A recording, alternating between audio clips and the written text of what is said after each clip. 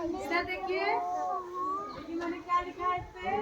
कहानी है ना, लिख चुके सब लोग? चलिए हम लोग पढ़ते हैं। मैंने लिखा, बबलू हाथी को गहरे तालाब में नहाना बहुत पसंद था। वह रोज तालाब में नहाने जाता था और खूब खेलता।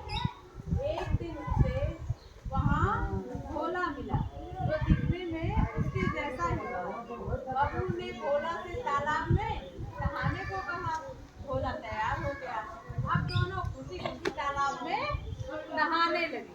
ये कहानी थी एक बबलू हाथी की, जिसको तालाब में नहाना बहुत पसंद था।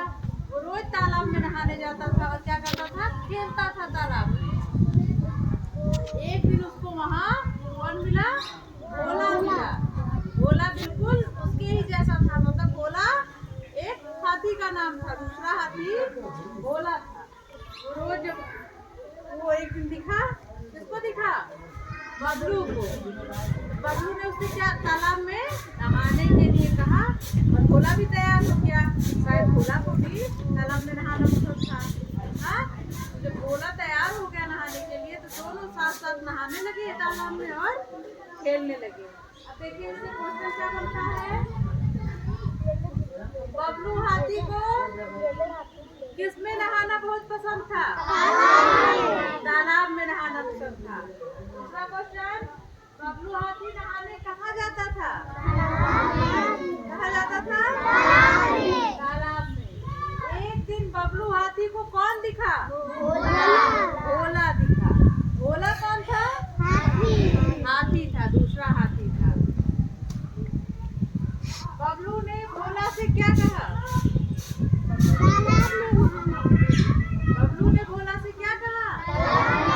तालाब में नहाने के लिए। बबलू के कहने पर भोला ने क्या उत्तर दिया? भोला नहाने के लिए तैयार हो गया। कौन कौन खुशी खुशी तालाब में नहाने लगे? बबलू और भोला। देखो इससे यही तो क्वेश्चन बनते हैं ना।